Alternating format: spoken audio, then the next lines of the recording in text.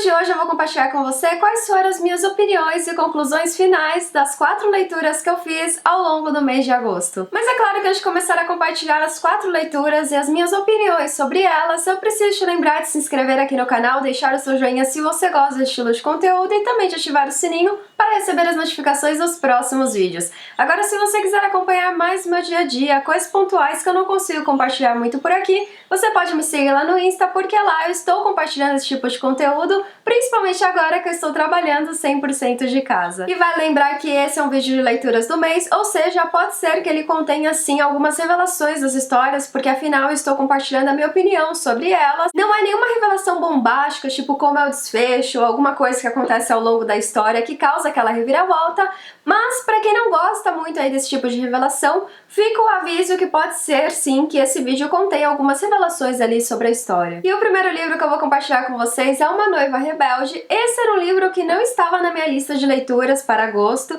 mas eu acabei finalizando a leitura dele ali bem nas primeiras semanas de agosto, por isso que ele entrou nesse vídeo de leituras do mês. E esse foi um livro da Julia Quinn que me surpreendeu muito em outros aspectos da autora, mas principalmente na questão da escrita. E Uma Noiva Rebelde traz a história de Georgiana Bridgerton, mais conhecida como George, e aqui você já começa logo nas primeiras páginas conhecer as características dessa personagem, porque ela teve a reputação dela arruinada numa bela tarde em que ela estava naquele processo ali dos bailes, né, de realmente ter todo o cortejo, e aí um dos seus pretendentes simplesmente acaba ali, né, sequestrando-a no meio de uma tarde e todo mundo da alta sociedade vê, ou seja, a reputação dela está arruinada, por mais que nada tenha acontecido ali, e no fim do dia ela conseguiu voltar para casa em segurança, mas o seu pretendente na verdade tinha como objetivo fazer isso para que ela se sinta na obrigação de se casar com ele, porque só assim ela conseguirá salvar a sua reputação. E aí ela começa a questionar realmente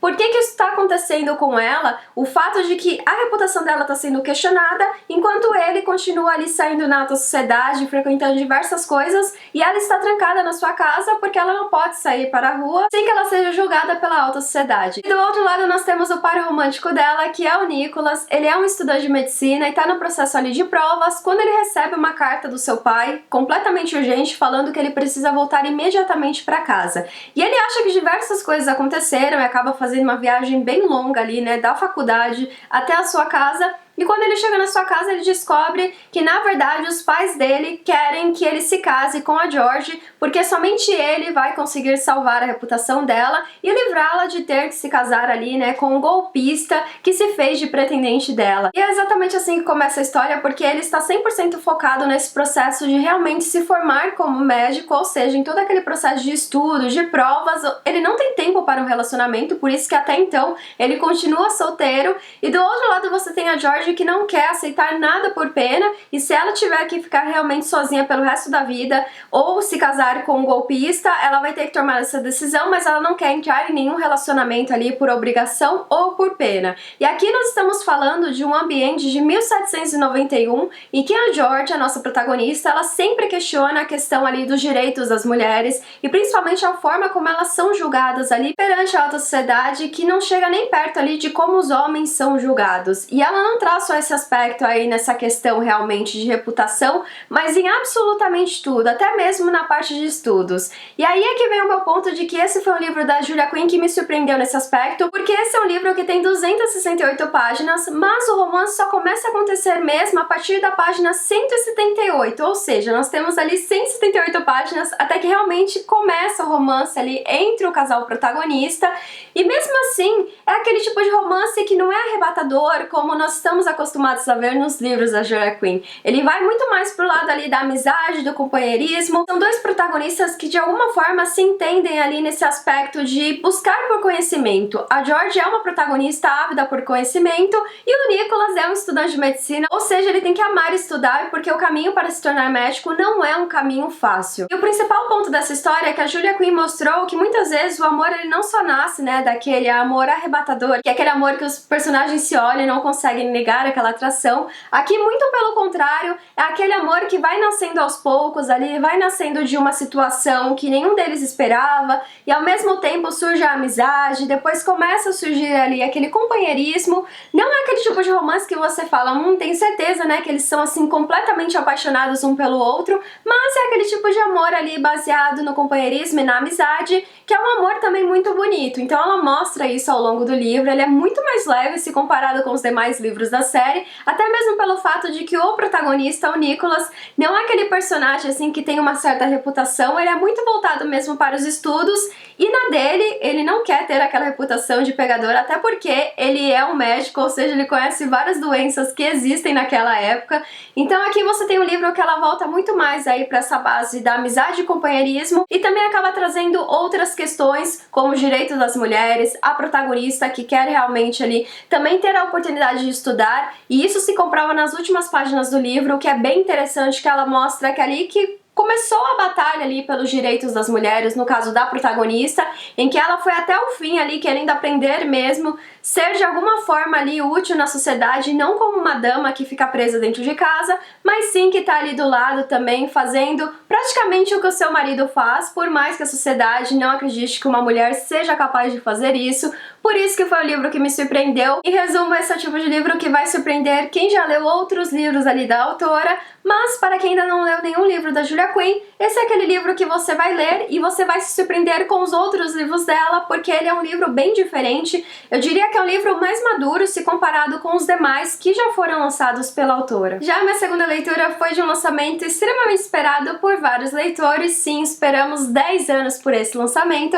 que é Sol da Meia-Noite, Crepúsculo sob o ponto de vista de Edward. Esse foi um livro que eu comentei com vocês diversas vezes, que eu não tinha assim tantas expectativas em relação à história, até porque é uma história sob o ponto de vista de outro personagem, mas não é que eu me surpreendi com essa história ao longo da leitura, porque aqui nós temos o Edward sendo apresentado com outras características e outros aspectos que não é possível ali você conseguir captar, eu diria, ao longo da leitura de Crepúsculo. Isso porque você percebe, ao longo da leitura aqui dos primeiros capítulos, que tudo que é apresentado para Bella é a versão ali extremamente controlada do que é a família Cullen, porque de um lado você tem o Edward que está ciente de todos os pensamentos, de tudo que está acontecendo ao seu redor, e do outro você tem a Alice prevendo cada movimento, cada coisa que vai acontecer, como vai ser o relacionamento deles, o que vai acontecer no futuro, que o Edward não aceita que ela se tornará uma vampira, porque a Alice vê isso ali a partir do momento que ele tem realmente o primeiro contato com a Bella. Então você percebe que Crepúsculo, a visão que a Bella começou a passar ali para o leitor,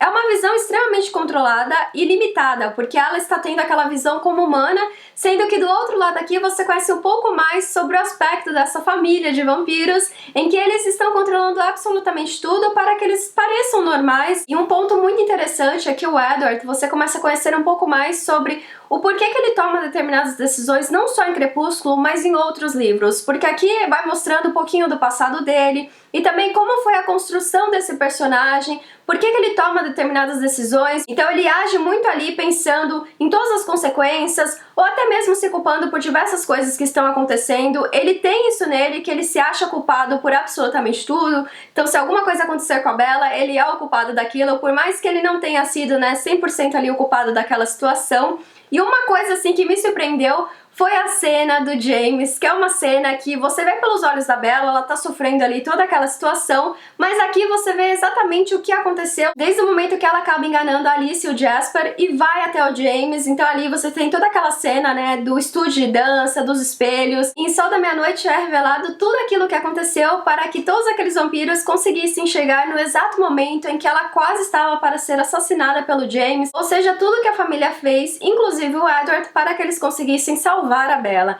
Então é um livro que traz ali muito mais esse aspecto e apresenta quais são as características reais de uma família composta ali por diversos vampiros com histórias diferentes, com passados diferentes e que estão lidando aí com essa novidade que um dos vampiros, no caso o Edward, se apaixonou por uma humana que tem ali aquele sangue, né, extremamente tentador para ele. Mas eu diria que o ponto-chave aqui de Sol da Meia-Noite são nos últimos capítulos, em que toda vez que o Edward faz diversas promessas para Bella, vou continuar com você para sempre, ele sempre acrescenta apresenta ali nos diálogos, né, por fora dos diálogos, que até que ele tenha força suficiente para deixá-la, que é o que acontece ali em Lua Nova e que traz também todos aqueles resultados em Eclipse. Ou seja, acredito que se a autora sim decidisse lançar todos os livros sob o ponto de vista do Edward, todos os leitores fariam a leitura sim, porque Sol da Meia-Noite só teve aquele gostinho ali de como seria essa série inteira se ela fosse narrada pelo Edward. E aqui vamos para a minha opinião final sobre como foi a minha experiência ao ler Sol da Meia-Noite. Foi uma experiência muito boa e me surpreendeu sim nesses pontos ali de conhecer outros aspectos dessa família, principalmente do Edward, e tudo aquilo que eles acabaram escondendo para passar essa visão mais humana possível para a Bella. E também pelo fato que aqui você acaba relembrando um pouquinho de como foi ler essa história ali há 10 anos, em que você conheceu diversos personagens, em que você seguiu todos os personagens ao longo de uma aventura, e aqui Sol da Meia-Noite faz, né, ter aquele, eu diria assim, calorzinho no coração, no sentido de voltar a reler um pouco as aventuras desses personagens, só que sob o ponto de vista do Edward. E é um livro que acho que quem já leu Crepúsculo e quem tem Crepúsculo ali como um significado muito especial, afinal foi um livro que abriu ali diversas portas para vários leitores, que hoje leem diversos livros diferentes, mas que começaram ali, né, a ter essa paixão por leitura através de Crepúsculo, fica a recomendação. E para quem ainda não leu essa série, o que eu duvido muito, vale a pena começar a leitura por Sol da Meia-Noite, e aí você começa a leitura da série Crepúsculo mesmo, porque você já vai ter uma ideia de como é esse personagem, o Edward, e o motivo pelo qual ele toma diversas decisões que no primeiro momento você acha por que ele está sendo ali, né, tão 880, tão ao extremo com as decisões nos demais livros da série, principalmente em Lua Nova e Eclipse. O terceiro livro que eu fiz a leitura ao longo do mês de agosto foi A Padaria dos Finais Felizes. Esse foi um livro que eu fiz a leitura aqui no Kindle, o livro digital, e ele estava na minha lista ali de leituras. Eu tinha, assim, zero expectativas em relação a ele, e não é que eu me surpreendi muito com a história ao ponto que esse livro se tornou um dos meus favoritos de agosto. É aquele tipo de livro que eu tinha, assim, zero expectativas mesmo em relação à história, mas acabei me surpreendendo ali com o desenvolvimento dos personagens e principalmente o que é apresentado como mensagem ali ao longo da leitura. Então aqui em A Padaria dos Finais Felizes nós temos ali como casal protagonista a Polly e o Chris. Então eles já estão ali vivenciando logo nos primeiros capítulos a questão da falência da sua empresa, e você já começa a perceber ali diversos aspectos em relação a Polly e o Chris, em que a crise que está acontecendo nos primeiros capítulos não é só relacionada à empresa, mas também ao relacionamento deles, porque a Polly é aquele tipo de personagem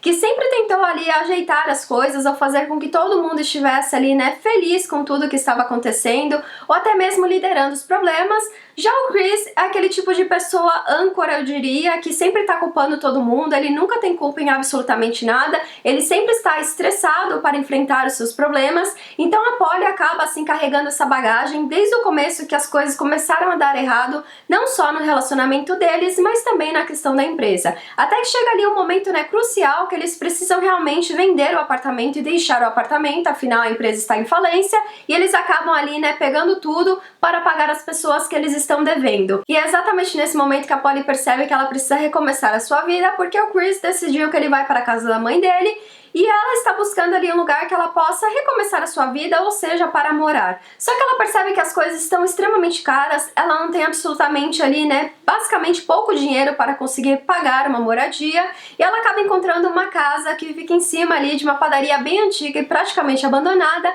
e uma ilha bem distante da cidade. E a ilha é tão distante que para você atravessar da ilha para a cidade, da cidade para a ilha, você tem que contar com a sorte e com a maré, porque se a maré estiver alta, você não consegue ali chegar até a ilha, ou sair da ilha e chegar até a cidade, ou seja, é um lugar bem isolado, mas é o único lugar ali que ela consegue realmente pagar, e quando ela chega no lugar, ela vê que o lugar está praticamente caindo aos pedaços, e ela tem aquela sensação de que ela fracassou em absolutamente tudo na sua vida, que ela é a culpada, que ela é a vergonha da família, então ela tem ali, né, eu diria, essa mistura de sentimentos, mas ela usa isso como oportunidade também para ver o que ela vai fazer da sua vida agora, o que ela vai seguir ali como paixão. E é bem interessante quando chega esse momento da história, porque a protagonista, quando ela estava ali, né, naquele momento, eu diria, o melhor da vida dela, em que ela frequentava círculos sociais de pessoas extremamente importantes, sua empresa estava ali, né, gerando vários lucros, ela vivia em um apartamento em um bairro bastante nobre, tinha uma vida até então ali, né, próxima da felicidade com o Chris.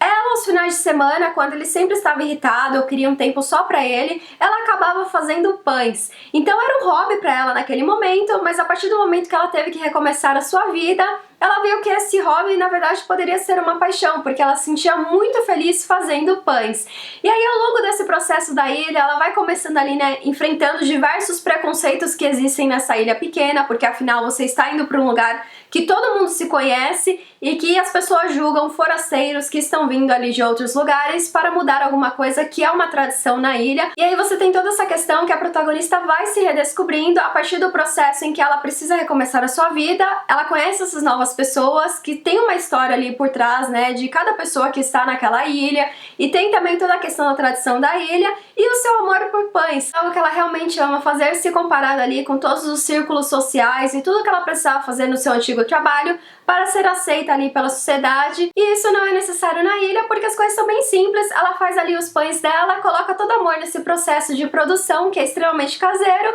e acaba sendo aceita ali por todas as pessoas que estão não só preocupadas com o que ela faz, mas também com quem ela é, né, a sua história. E acho que isso é extremamente importante, porque às vezes você está num mundo que as pessoas não se preocupam com a sua história, quem você é, mas sim com o que você tem e as aparências, que muitas vezes ali, né, podem acontecer essa reviravolta, e um dia você tem absolutamente tudo e no outro você acaba perdendo ali diversas coisas, e você nota quem são as pessoas que realmente se preocupam com você, como é no caso da Polly ali, que ela acaba se isolando com aquela vergonha do que os amigos vão pensar dela, porque agora ela pode ser considerada uma pessoa ali fracassada, um mau exemplo. E o motivo pelo qual essa história me surpreendeu ao ponto de entrar na minha lista de favoritos é que é uma história sobre recomeços, é sobre você começar e não só olhar pelo aspecto negativo ali de tudo que está acontecendo, mas sim o que você pode fazer para melhorar essa nova fase da sua vida, os erros que você não cometeria, que você acabou cometendo ali, né, na antiga fase da sua vida. Então aqui no caso da protagonista, tem um certo momento da história que ela abre o guarda-roupa dela e ela vê diversas roupas formais, roupas ali que realmente se identificavam com quem ela era no passado, mas agora que ela está na ilha e vendo que a simplicidade é algo que está satisfazendo ela e realmente tornando-a feliz naquele ambiente, ela acaba se questionando por que no passado ela gastou tanto tempo e dinheiro naquelas roupas e naqueles objetos, sendo que agora eles não têm ali nenhum valor para ela nesse momento da vida dela. É uma pegada meio que minimalista, eu diria, nesse ponto de o que você tem na sua vida que é essencial para você, e a protagonista, com essa reviravolta, acabou percebendo isso, quais eram as coisas realmente importantes da sua vida. E é claro que esse é um livro que não poderia deixar de ter toda aquela questão do romance, mas é um romance que vai surgindo aos poucos ali, que vai sendo construído, mas ele não é o foco principal da história. O foco está realmente na protagonista, que é uma protagonista que agora agarrou ali, né, tudo que ela poderia agarrar nesse sentido de controlar a sua própria vida e não se importar com a opinião de outras pessoas, fazer o que ela gosta. Resumindo, A Padaria dos Finais Felizes é aquele tipo de livro que você deve fazer a leitura, principalmente naqueles dias ali mais friozinhos, que você precisa de uma boa leitura mesmo.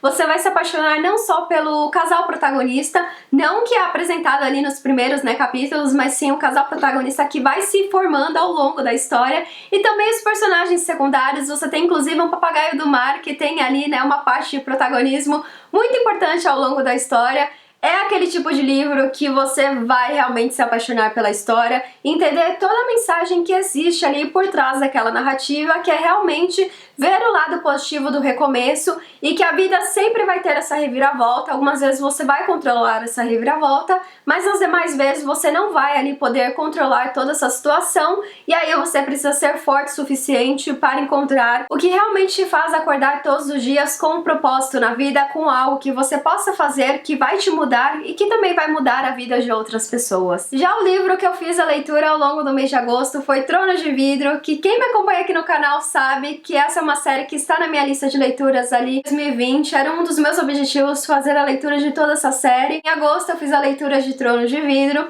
e esse é um livro que traz a história de Celaena, que é conhecida como a melhor assassina do reino, só que no passado ela é traída e ela acaba ali, né, sendo presa, escravizada e trabalhando nas minas de sal. E aqui, para vocês terem uma ideia, esse é um cenário em que você tem um rei em que ele vê a magia como algo extremamente proibido, então ele acabou ali, né, destruindo tudo que era mágico e ainda continua nessa batalha para destruir tudo que contém magia, porque ele fala que magia é algo negativo, é algo que esses seres mágicos não deveriam ter, então só os humanos ali, né, têm aquele direito realmente de ter o poder. E aí o que ele faz é todos aqueles seres mágicos que ele acaba encontrando em seu caminho, ou ele escraviza, ou ele acaba, né, fazendo mesmo o assassinato deles. E nesse caso aqui, a Selina, ela foi traída e capturada, mas ela não foi assassinada, e sim colocada ali como escrava nas minas de sal, que tem como tempo ali de sobrevivência das pessoas em torno de 6 meses ou menos que isso, porque realmente é um trabalho ali de escravidão, diversas coisas horríveis acontecem nesse lugar,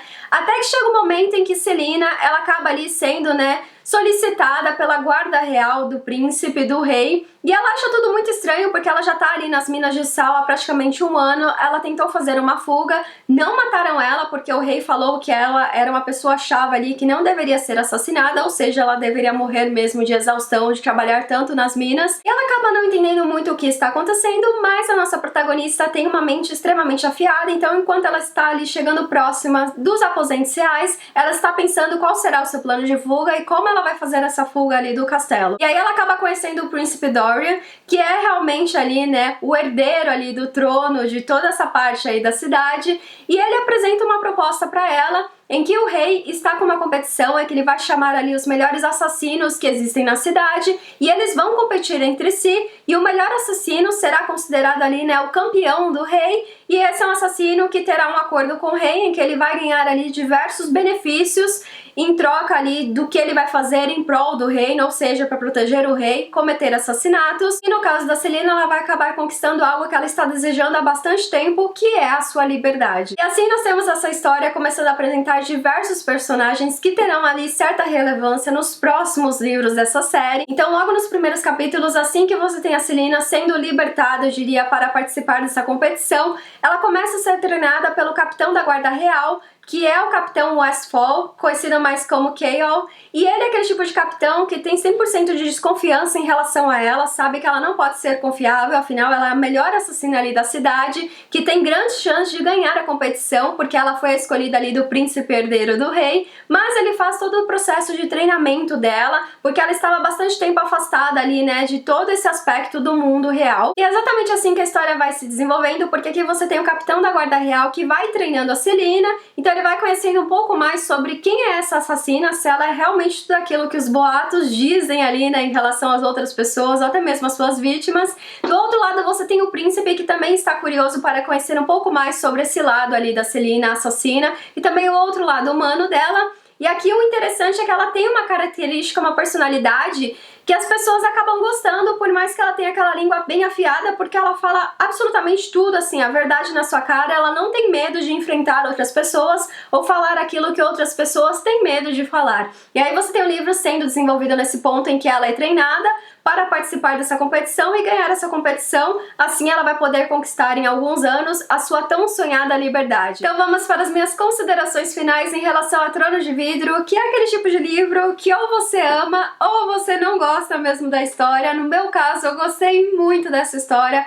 apesar de ser um livro que você tem ali a apresentação inicial dos personagens, ou seja, aqui você acaba conhecendo as características da Selina, que é uma protagonista bem forte, mesmo se comparado a tudo aquilo que aconteceu no passado dela, que nesse livro é um passado bem misterioso, ele é apresentado aos poucos, mas há muitas lacunas que eu acredito que a autora vai ali, né, acabar solucionando ao longo dos próximos livros dessa série. Do outro lado, você tem uma construção bem interessante aqui de um triângulo amoroso, mas conhecendo o trabalho aqui da Sarah, eu acredito que esse é um triângulo amoroso que não vai durar muito, principalmente porque eu achei que foi um triângulo amoroso bem superficial, eu diria. As pessoas, elas não se conhecem ali muito entre si, mas acaba trazendo uma rivalidade para esses dois personagens que se conhecem ali desde a infância e que acabam questionando diversas coisas quando eles entram em contato com a Selina e descobrem que ela não é só ali, né, uma assassina, mas que ela também tem um coração e tem diversas características que fazem com que você queira conhecê-la melhor. E uma personagem dessa história secundária, que eu tenho certeza que terá um papel de protagonismo e que também traz ali diversos questionamentos em relação a será que realmente a magia ela sumiu aqui dessa história,